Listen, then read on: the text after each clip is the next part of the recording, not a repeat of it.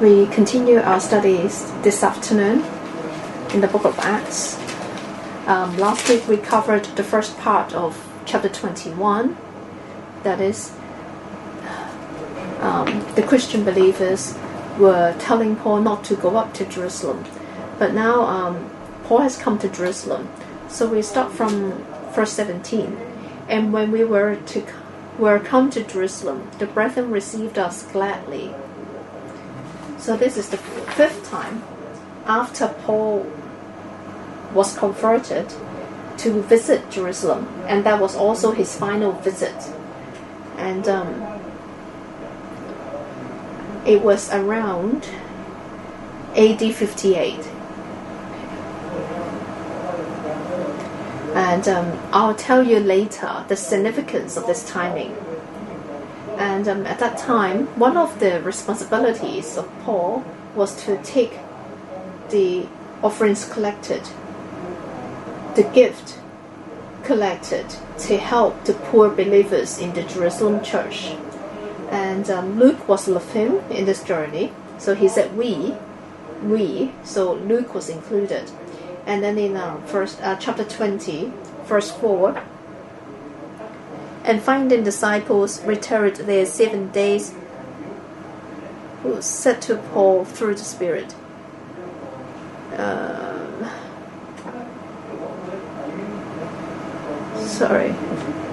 And now we learn that the brethren received them gladly. So there could be certain representatives receiving them, certain representatives of the church receiving them. Verse 18. And the day following, Paul went in with us unto James. So it was the second day that they met with the elders, the leaders of the church. They went together to meet James. At that time, there's no other apostle in Jerusalem. Only James and the elders, And the believers at that time, I believe, were already doing gospel work. So at that time, the church had only James and the elders. And we also note that we all know who James is, James is a half sibling of Jesus Christ. And then in Galatians chapter 2 verse 9, one of the pillars of one of the three pillars of the Jerusalem church, the other two pillars were Peter and John. So only James left together with the elders. And the Jerusalem church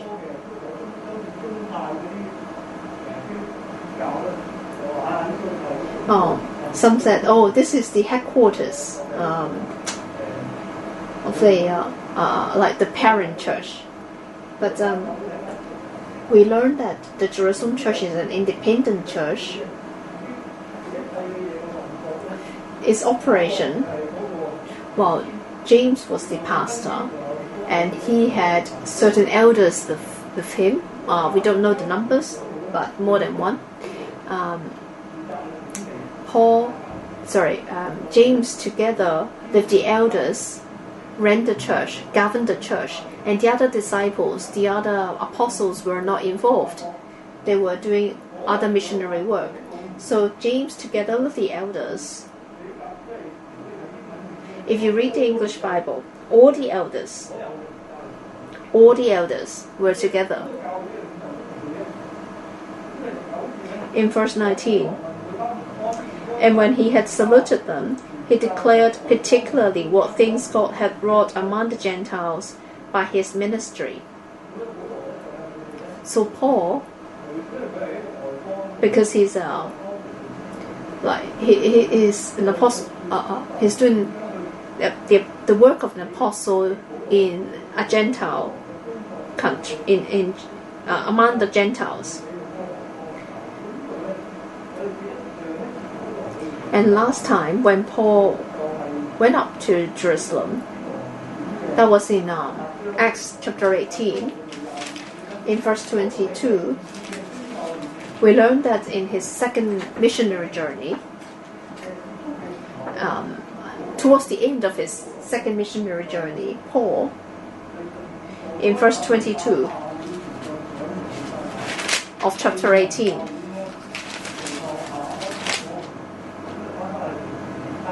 and when he had landed in Caesarea and gone up and saluted the church, and he went down to Antioch.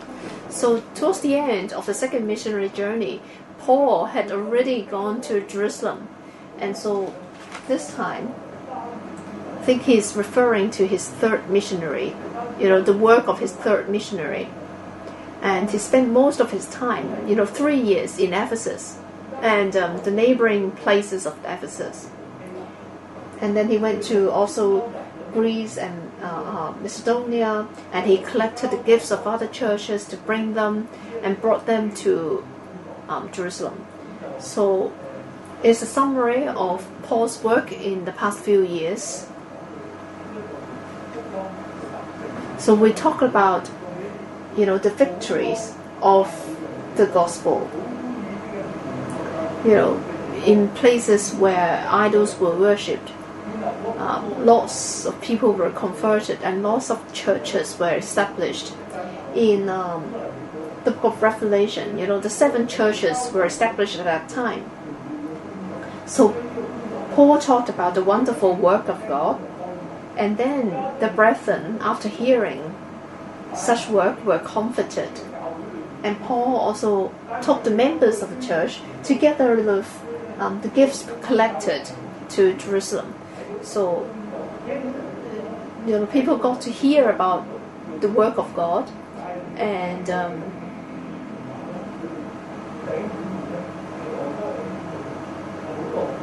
the Gentile brethren were willing to help the other brethren. In verse 20, and when they heard it, they glorified the Lord. They didn't glorify Paul, but they glorified the Lord, because this is the work of the Lord. So all is well here. Let's move on to our second topic today. So the first topic is Paul's arrival in Jerusalem. And then now let's look at the church in Jerusalem, the current conditions of the church in Jerusalem.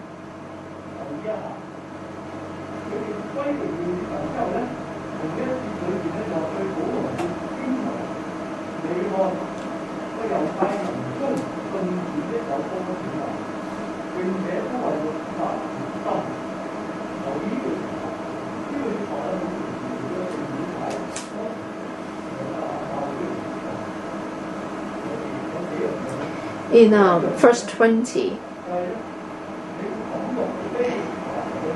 and when they heard it, they glorified the Lord and said unto him, Thou seest, brother, how many thousands of Jews there are which believe, and they are all zealous of the law.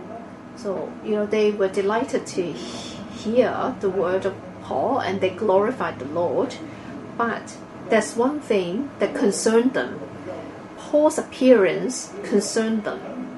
And so they thought about it. He said, Paul, when you're with us,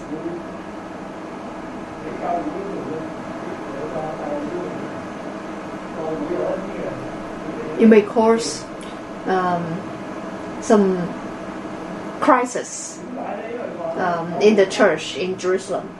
He said because there were a lot of rumors. In verse 21, and they were informed of thee, that thou teachest all the Jews which are among the Gentiles to forsake Moses, saying that they ought not to be circumcised their children, neither to walk after the customs. So a lot of people were saying or rumoring that Paul went about, teaching Gentiles, the Jews which were among the Gentiles, to forsake Moses and not to circumcise their children. Of course, they knew that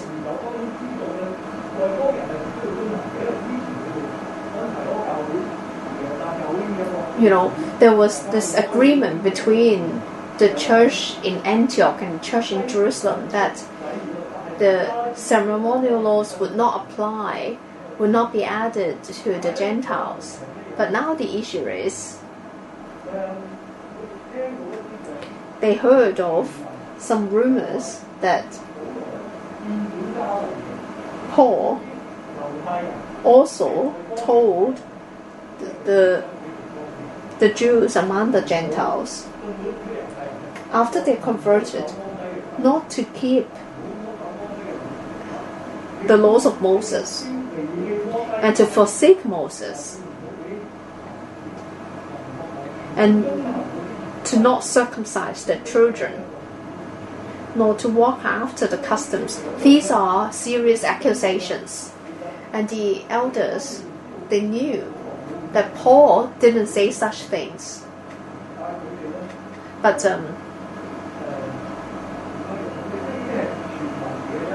they knew that these were only rumors. But they felt that such things could not be explained by words. So they proposed some ways to deal with the issue. So that's the background. So they said, if you don't deal with it, if you don't address the rumors, there might be crisis of peril in the church. In verse 22, what is it, therefore? The multitude must needs come together. Or when people see you on the Lord's day, and what shall we do? There may be a riot. We don't know what the people would do to Paul.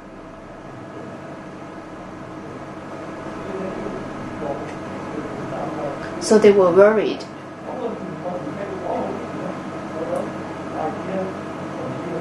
So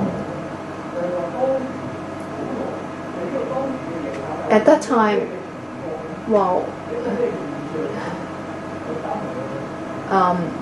I just wanted to share with you the conditions of the church in Jerusalem. Because if you don't understand the background, you don't understand the passage here.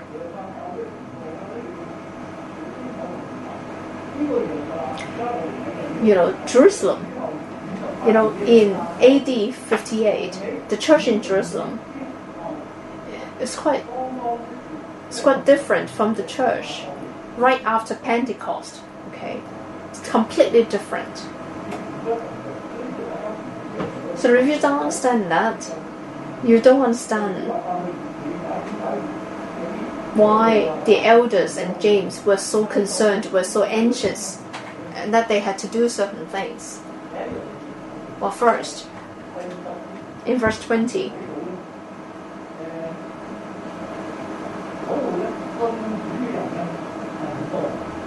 a great multitude believed in God. Right after Pentecost, thousands were converted, but now many thousands were converted. The original Greek means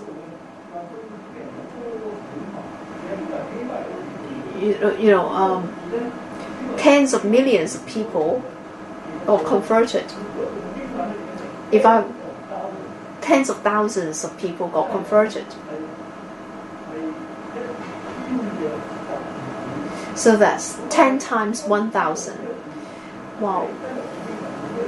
When this word was used in the New Testament, it refers to a great number.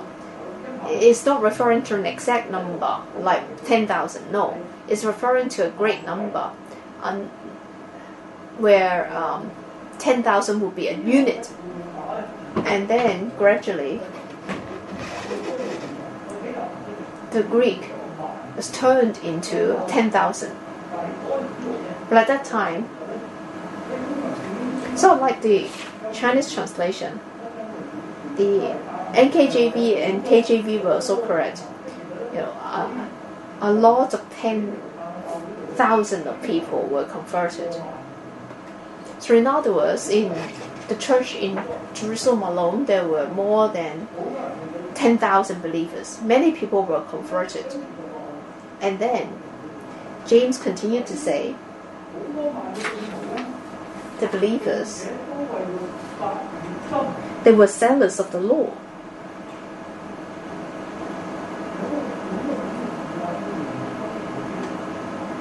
Wow.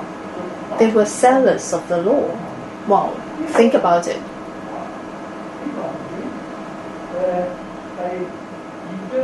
That's, if you compare that with chapter 2 in the book of Acts,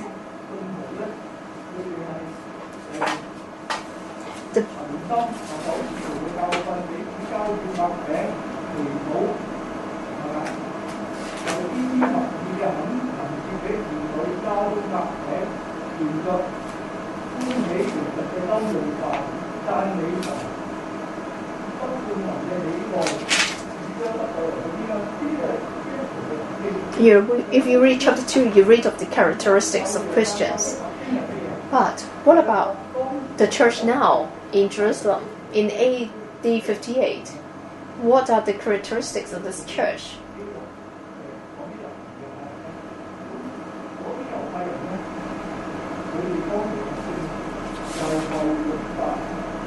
They were zealous of the law.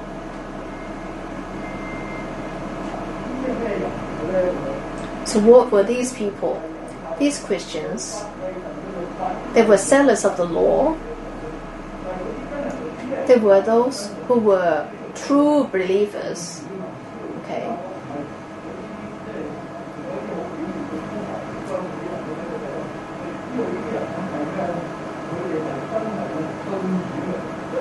They were real believers, genuine believers. They were born again Christians. So they knew that, salvation is justification by faith rather than keeping the laws. They were absolutely clear about that. But they were still keeping the laws of Moses, the ceremonial laws of Moses. In other words, when they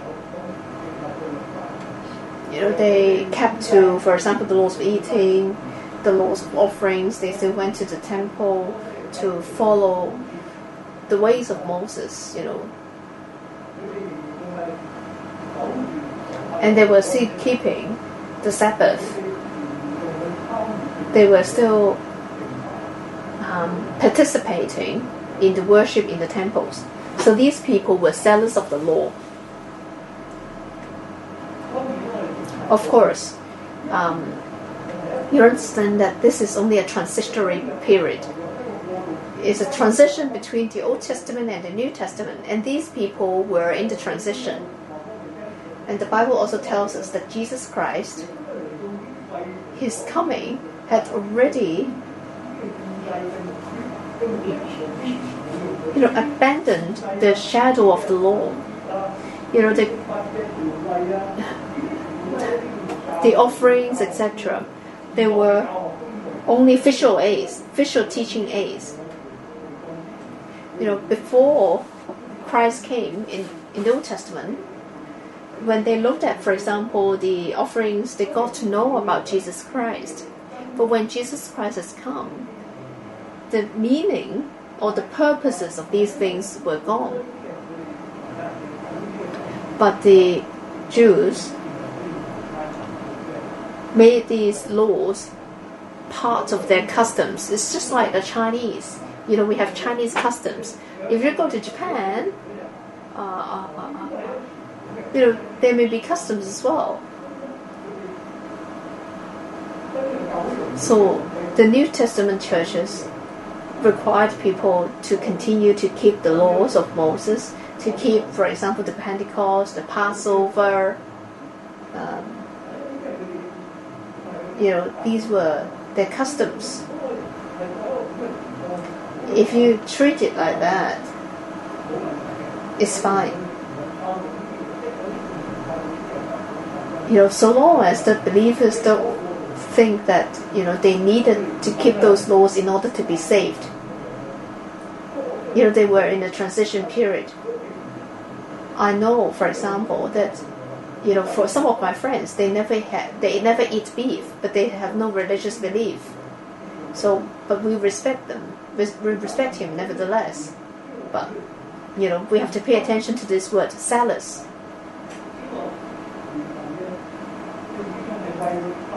They were zealous of the law. So the word came from the word zealot. It's like an enthusiast. So this word had appeared in the Bible. One of the disciples of Jesus Christ, Simon the Zealot.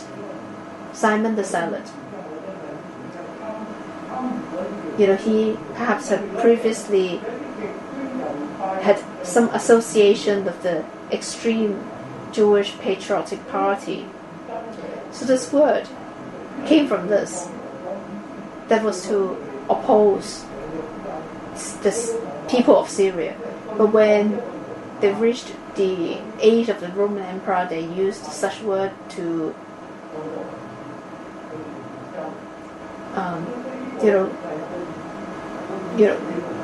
to target at the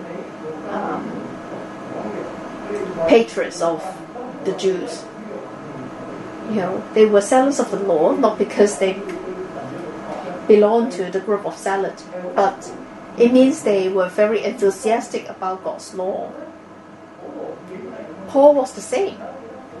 You remember that if you read the book of Galatians, chapter 1, verse 14, Paul said,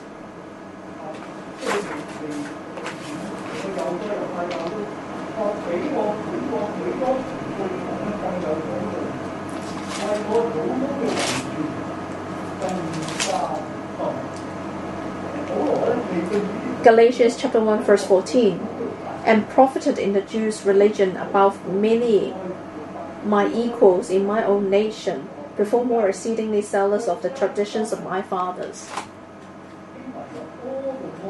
So all the more zealous. The Pharisees were already very zealous of the law, but Paul was even more zealous than the Pharisees. What's the meaning here? That is, not only that he kept the laws of God, so not only that they kept the laws of God, they believed and insisted in other believers also keeping the law. So that's the issue here. The main Jews, for example,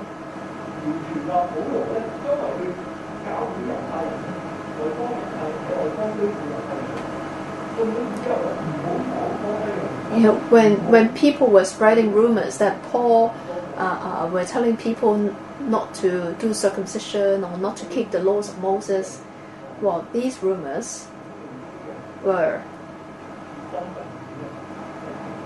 surely caused the zealot to be very upset, to have a lot of misunderstanding about Paul.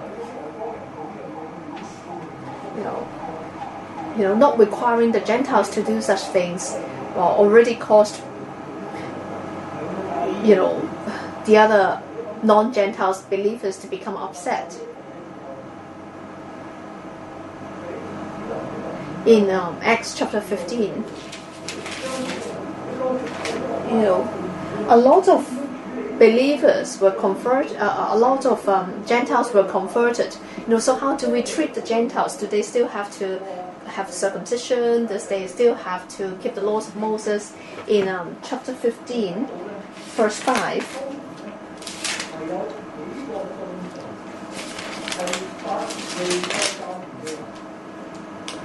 but there rose up certain of the sect of the Pharisees which believed, saying that it was needful to circumcise them and to command them to keep the laws of Moses. So two things: circumcising them and keeping the law of Moses.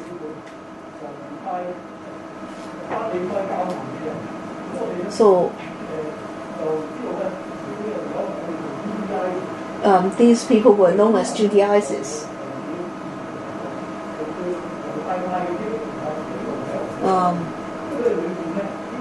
It's a mixed group. Okay, certain of them were false brethren. They were Jewish. They were referred to as false brethren in Galatians chapter 2 verse 4. And there were also people who were zealous of the law. Those were genuine believers, but they were misled into thinking that they had a responsibility to keep the ceremonial laws. I'm not talking about the moral laws, but I'm just talking about ceremonial laws. You know, the Jews made themselves subject to ceremonial laws. So the issue is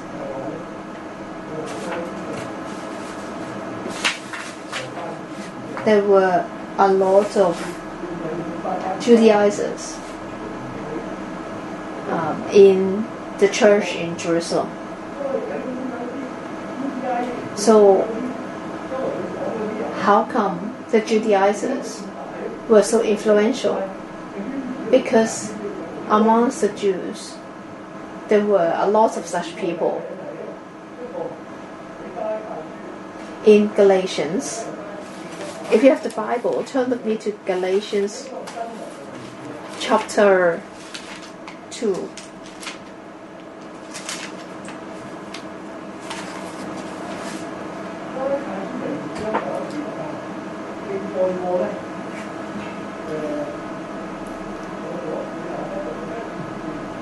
Verse 11 to verse 14.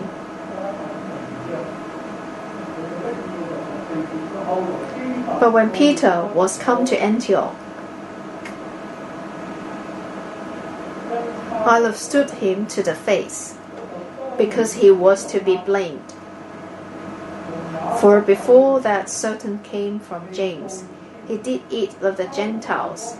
But when they were come, he withdrew and separated himself, fearing them which were of the circumcision.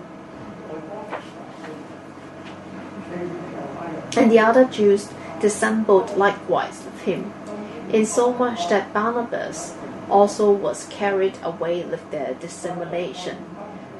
But when I saw that they walked not uprightly according to the truth of the gospel, I said unto Peter before them all, If thou, being a Jew, livest after the manner of Gentiles, and not as do the Jews, why compellest thou the Gentiles to live as do the Jews? So that's the situation there. When did it happen? A lot of commentators believe that, when Paul had his second missionary journey, he came from Jerusalem to Antioch and stayed in Antioch for some time. A lot of people consider that Peter, that is Cephas, went to Antioch and this happened. So if you refer to the time, it's around AD 54. So the Pentecost was AD 33.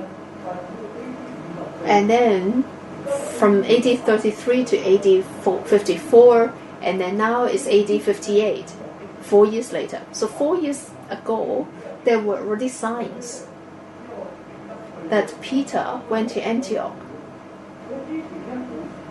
He was all right before then.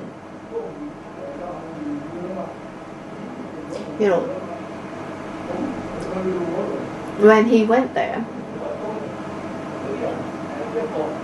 he were like eating with the Gentiles, and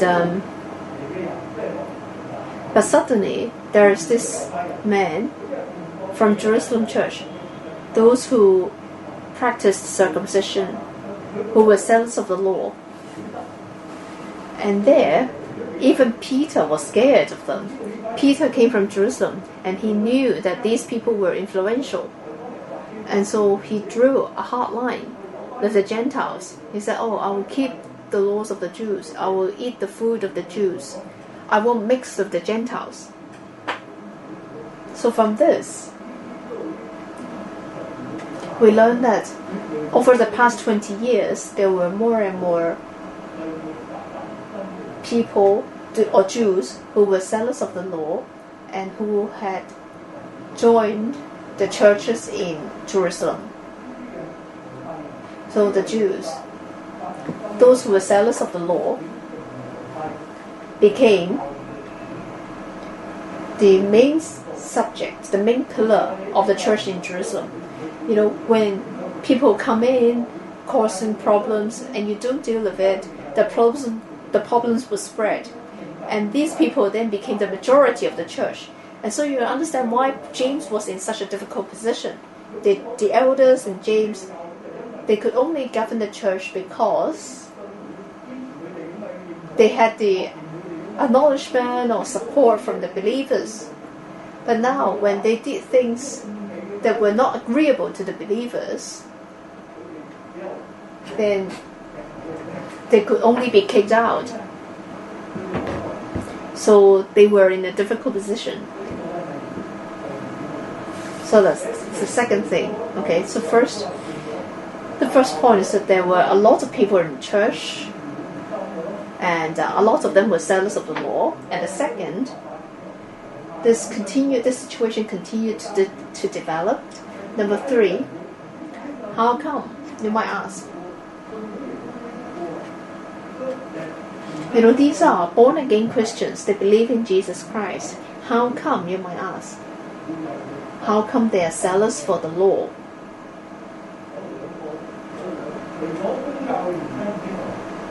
Oh, you know, apart from religious reasons, other factors probably came into play. Okay. The most sure factor was that, or reason was that, there's a social factor. Why? Well, look at it. If you read these verses more carefully, you'll know that this church after was very different compared to 20 years ago. 20 years ago, the Jews were persecuting the Christians. You know, they had to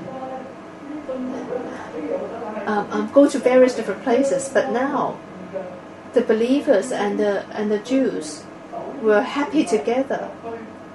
They told the believers to go into the temple and attend the ceremonies, by the, you know, and to have the Jewish priests to make offerings on their behalf. You know, they were accepted by the Judaizers, by the Jews. Well, that was very strange. You know, without persecution,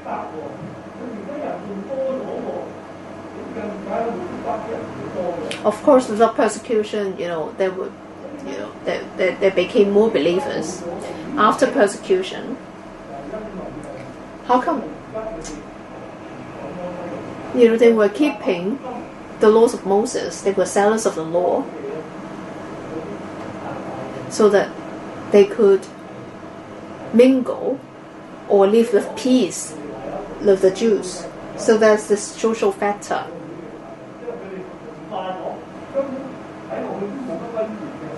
You know, they only put their faith in their heart. They also keep the Sabbath. They made offerings together with the Jews. They did various things together with the Jews.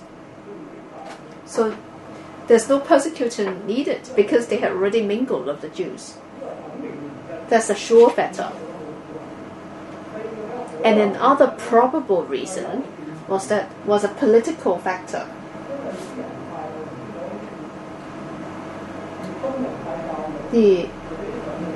Those who were zealous of the law, the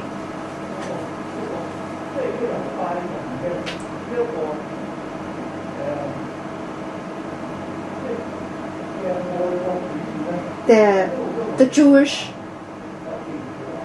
patriotism was on the rise. If you look at it from history, those who opposed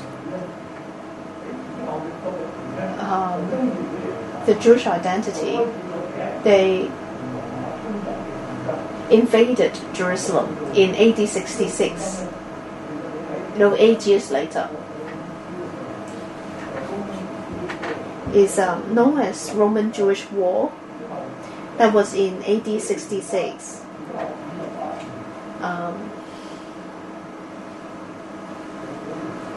How many years apart is AD 66 and AD 58? So that's 8 years apart. Only 8 years. The people invaded Jerusalem and they got rid of the Rome. But then in AD 66, the Romans, in AD 70, the Romans reclaimed Jerusalem and destroyed the Second Temple.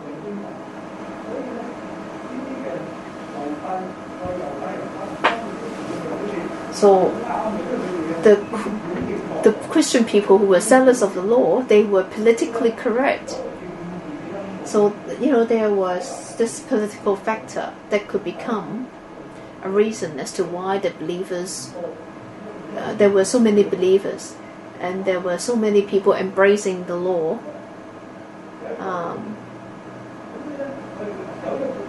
So if we have this background, we understand why James and the elders had such a suggestion. The suggestion was simple.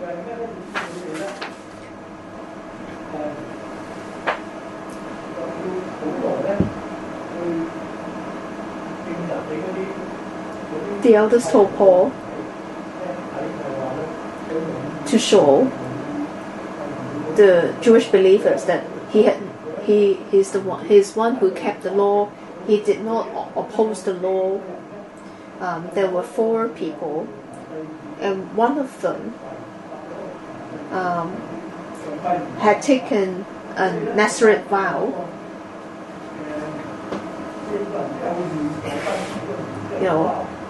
They all had a vow. 4 of them, each one of them had a vow. And then in verse 24,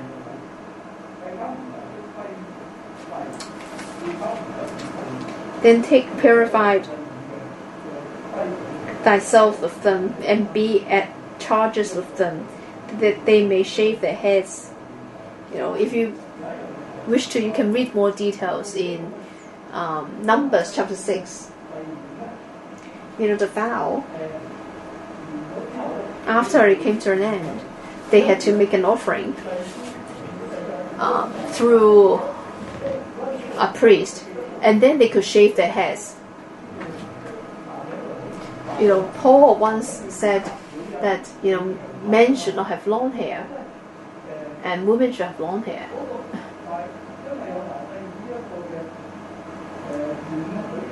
And because of this vow, this Nazareth vow, they could not shave their heads until the vow is stopped. We don't know how long this vow is. It could be decided by yourself.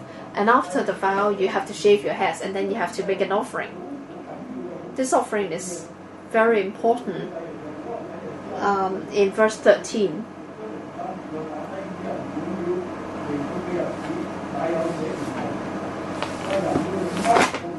Numbers chapter 6, verse 13.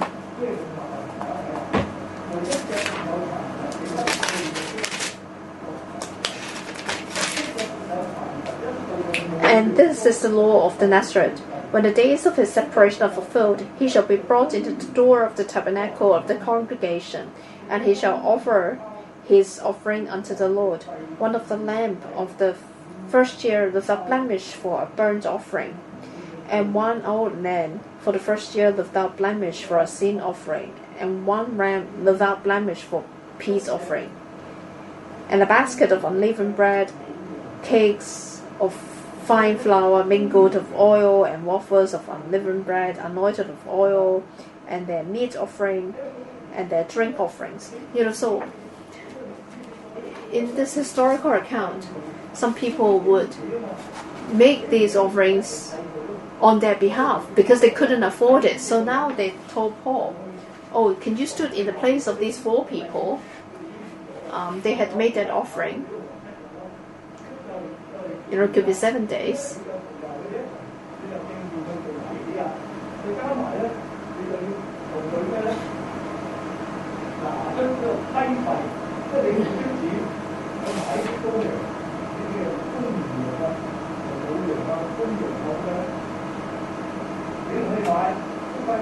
In verse 24, "Them take and purify thyself of them, and be the charges of them, that they may shave their heads, and all may know that those things, and whereof they were informed concerning thee, are nothing, but that thou thyself also walkest orderly, and keepest the law.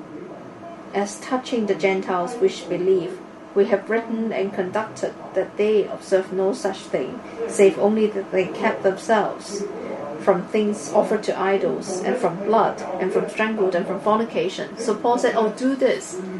Otherwise there would be a riot in the church." And Paul was willing to do that.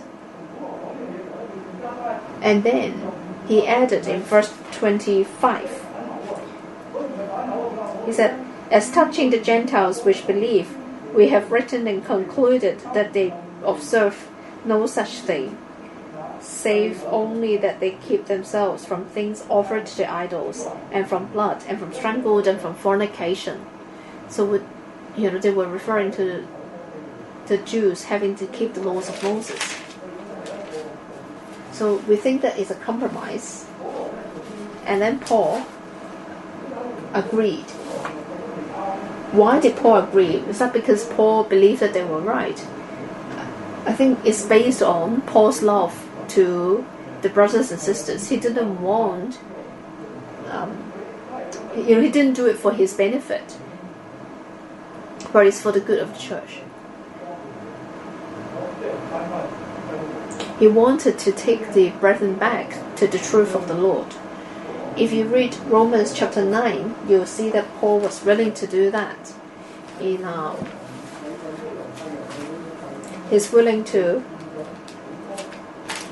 suffer a lot of, or make sacrifices for his brethren and for believers, just like how the Lord Jesus Christ was willing to suffer for us. In Romans chapter 9, Paul says, "I say the truth in Christ, I lie not, my conscience also bearing me witness in the Holy Ghost, that I have great heaviness and continual sorrow in my heart, for I could wish that myself were accused from Christ for my brethren, my kinsmen according to the flesh, who are Israelites, to whom pertaineth the adoption and the glory and the covenants and the giving of the law and the service of God and the promises, who are the fathers, and of whom, as concerning the flesh, Christ came, who is over all, God bless it forever. Amen." He was willing to do that. In verse 27, our time is running out. Verse 27. "And when the 7 days were almost ended," these people were not the Jews which were of Asia. Okay, we believe that they were Ephesus. Okay, when they saw him in the temple, stirred up all the people and laid hands on him. When they were in Ephesus, they had some conflicts or arguments in the temple, but they couldn't do anything about it. Even the Gentiles couldn't do anything about it, because you remember that the government official in Ephesus preserved Paul and the Christians. But now this time Paul is in Jerusalem.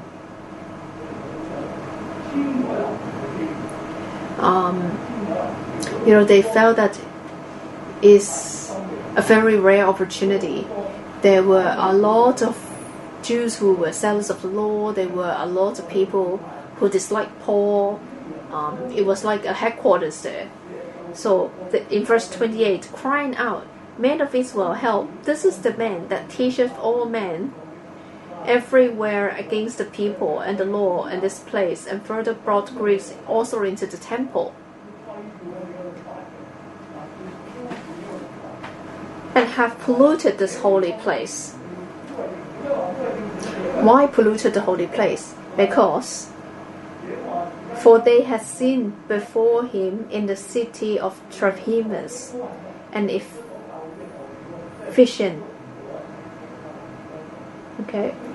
whom they supposed that Paul had brought into the temple.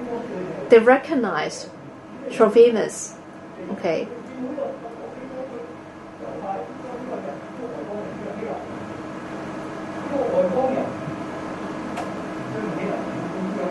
So there is this Gentile, he's not Jews. And he, together with Paul in the city, he felt that Paul, when entering into the temple,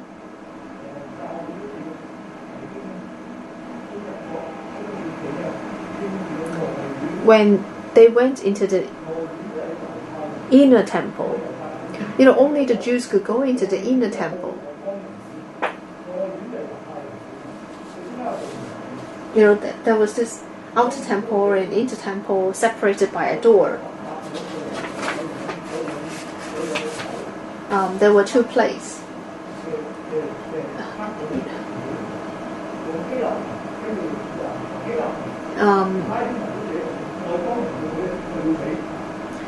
There was this wording printed. That is, the Gentiles were not allowed in the inner court. And they felt that, Paul together with Trophimus, they went into the inner temple. They defiled the holy temple. And so there was like this riot. So the Jews, even the Jews under the Roman government, while their council has some power to judge or to decide certain cases, except for serious crimes like murder. But if there is also this rule that if the Gentiles went into the inner court, they could kill them. Even if a Roman citizen went into the inner court, they could kill them, and the Roman government had nothing that they could do about it. So, from a few people to a few thousand people, many people hastened to the city. In verse 30, and all the city was moved, and the people ran together, and they took Paul and drew him out of the temple, and forthwith the doors were shut. Because people were very violent, so the guards didn't allow people to do such things in the inner temple, so they shut the door, and they were in the outer court, or the court of the Gentiles. So they beat up Paul. In verse 31, and as they went about to kill him, tidings came to the chief captain of the band that all Jerusalem was in an uproar, who immediately took soldiers and centurions and ran down unto them. And they saw the chief captain of the soldiers. They left beating of Paul. They wanted to beat Paul to death in verse 31. They wanted to beat him to death, not just beating, but beat him to death. But we thank God, in the outer court, if you read the diagram of the temple on the northwest of the temple, there is this fortress of Antonia, or Antonia Fortress. That was the Roman garrison. It was very high up. The Holy Temple was already on the hill, and there was this fortress of Antioch, which is higher than the temple, enabling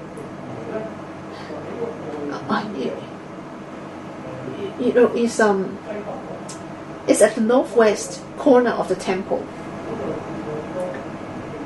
Live a lot of Roman soldiers, around more than 1,000 Roman soldiers, and the commander, because there was this riot, and from this fortress of Antonia, people, it was clear that people were rushing to the temple, and so he took with him the soldiers.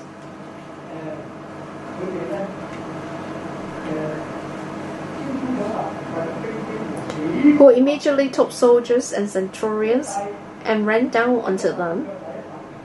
So one centurion took with them 100 people. So a few centurions, at least a few hundred soldiers. There were a lot of people, perhaps a few thousand people, rushing in, hastening to the temple. And this fortress of Antonia, there were only like 2 staircases. It's only 2 staircases from the from the temple. So before Paul was beaten to death, they went and grabbed Paul. Then the chief captain came near and verse 44. And some cried one thing, some another, among the multitude.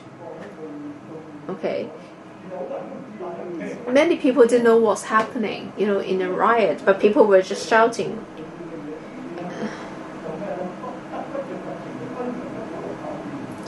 And that's the meaning here. But when in verse 35, and when he came upon the stairs, so it was that he was born of the soldiers for the violence of the people. There was this overwhelming pressure from the crowd. The soldiers had to lift up Paul and took him into the castle. So it was chaotic. And then when Paul went out,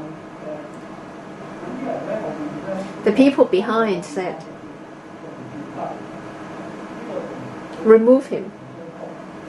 It's just like the crowd saying, remove Jesus Christ, remove Jesus Christ.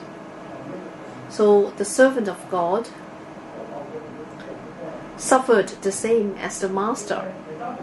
In verse 37, and as Paul was to be led into the castle, he said unto the chief captain, May I speak unto thee? Who said, Canst thou speak Greek? So this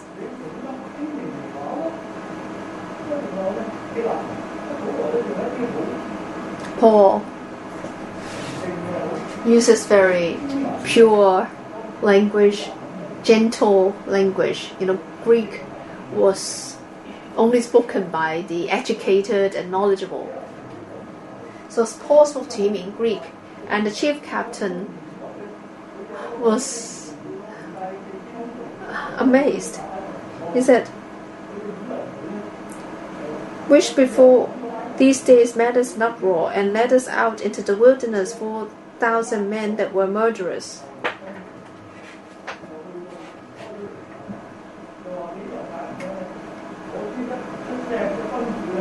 So he said,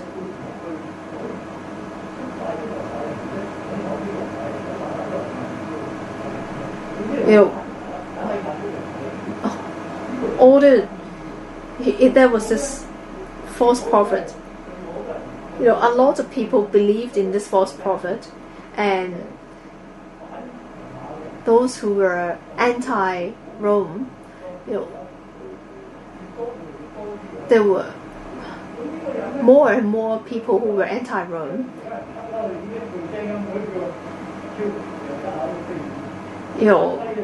They couldn't cause, for example, the city gate to collapse, to fall. And so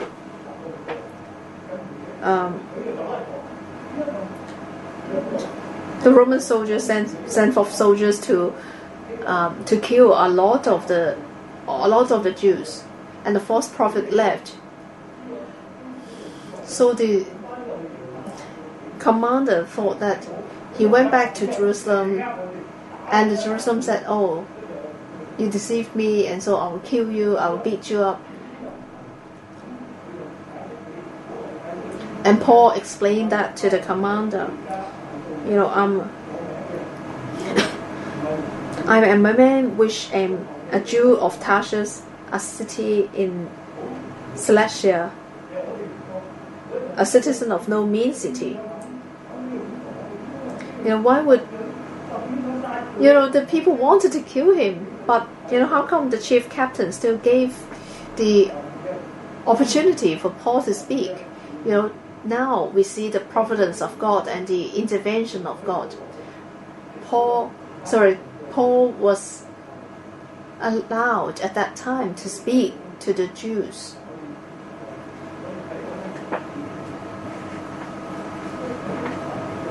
We see the wonderful providence of God.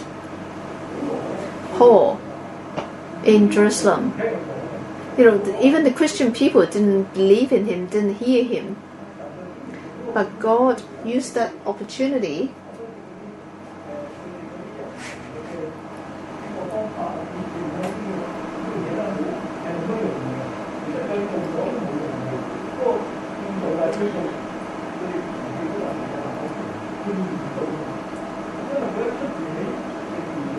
when they appeared in the Holy Temple, that was the days of the period of Pentecost.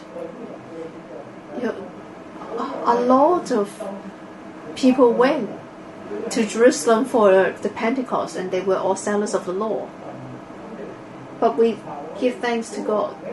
Paul walked on the word of God. God had already warned Paul that certain things would happen, but Paul still followed the will of God, and God gave Paul a pulpit. That pulpit was at the highest place. Paul was given this chance to speak to a few thousand unbelieving Jews, and he was surrounded by soldiers. He was protected by soldiers. And so God turned this unfavorable circumstances into an opportunity of preaching the gospel. God was truly wonderful. He did that. And next Sunday we will be considering the sermon of Paul.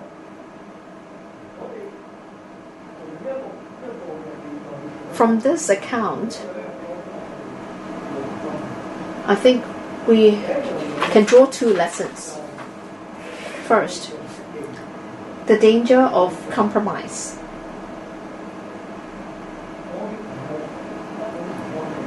Making compromises is not a way to gain peace. It's never the way to gain peace. When we look back, for example,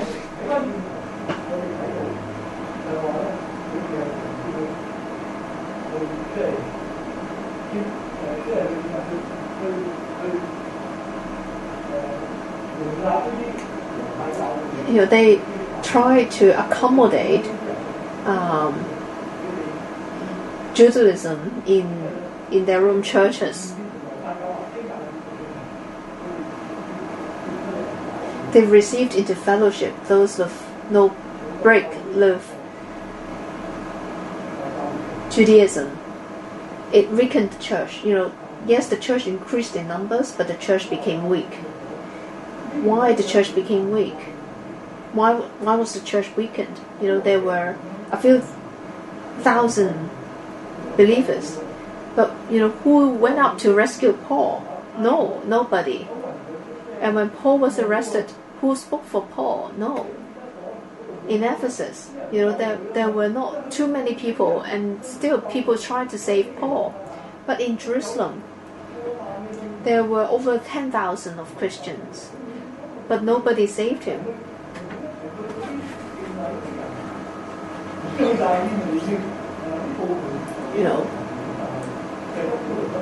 Only Paul was left alone facing the riots, the crowds. So the church became weak, and they lost their influence and witness among the Jews. The elders or the pastor of the church had no power or ability to deal with this situation. How did Paul deal with this issue in Galatians? Even Paul, he openly rebuked Peter. When we make compromises with the world, when we bring the world into the church becomes weak. And another lesson to be drawn is,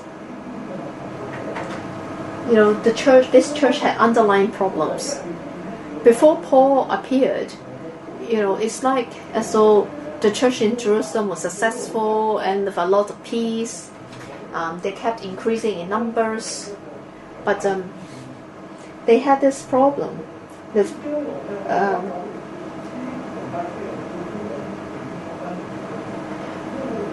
we see this underlying problem unaddressed.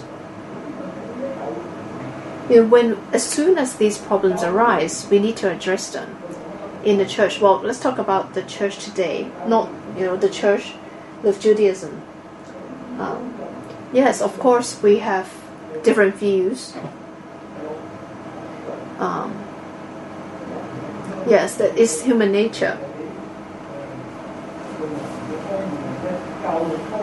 We have different views towards politics, education. We have different views, and that's fine. What's the issue then?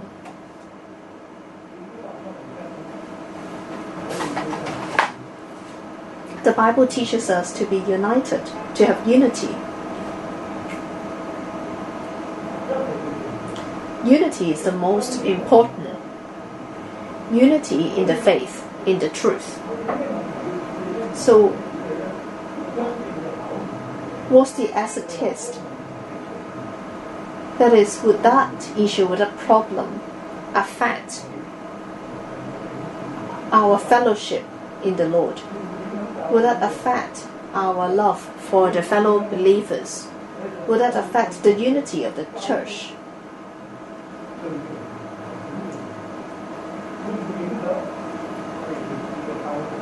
Would that affect our fellowship together? If these problems appear in the church and affect these issues, then we have to address those problems. If we sweep these problems under the carpet, that will lead to even more problems in the future. We know, for example, when we faced political crisis in Hong Kong a few years ago, some brethren have stopped coming into church because of political differences. They were just like the people with Judaism. If you and another brother has this issue and you separate yourself from the church, if you don't have fellowship with other brethren, we are not having any difference in the truth, but we are only having differences in politics. That is surely wrong. That is not pleasing the Lord. Do we not have to deal with this issue? We don't allow this issue to continue to grow. So even in Hong Kong, we face such a situation, especially in the past few years. Well, we have to be careful with that.